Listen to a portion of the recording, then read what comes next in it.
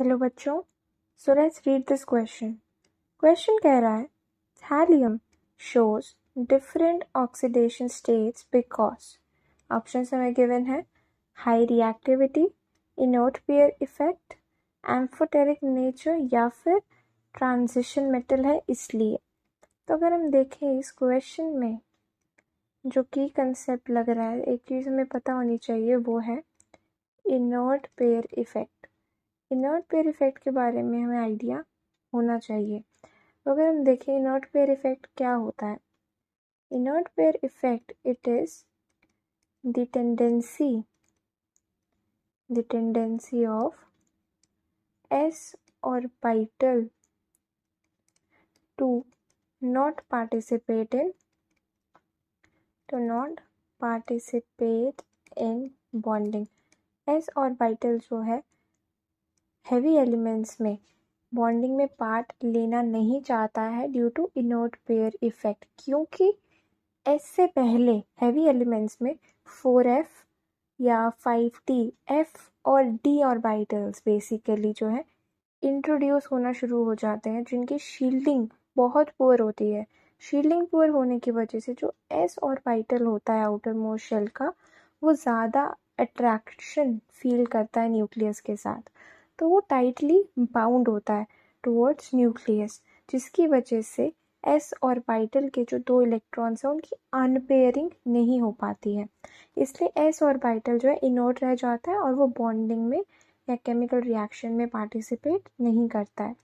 अब क्वेश्चन में हमें थैलियम गिवन है। थैलियम भी एक हैवी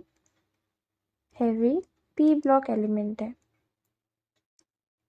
यानी यहाँ पे भी इनर्ट पेयर इफेक्ट लगेगा। अगर हम थैलियम की कॉन्फ़िगरेशन देखें तो वो होती है xenon 4f14 5d10 6s2 6p1, ये बोरॉन फैमिली का है थैलियम। तो अगर हम देखें 4f 5d,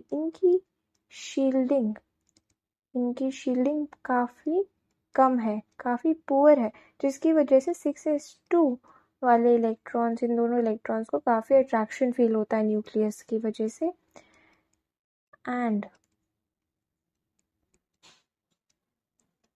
ये जो अनपेयरिंग होनी चाहिए थी बॉन्डिंग करने के लिए, इस एक इलेक्ट्रॉन को आगे p में शिफ्ट होना चाहिए था, ये नहीं होता है क्योंकि काफ़ी हाई अनपेयरिंग एनर्जी रिक्वायर्ड होती है, तो ये शिफ्टिंग नहीं हो पाती है, इसे बोलते हैं इनर्ट पेयर इफेक्ट।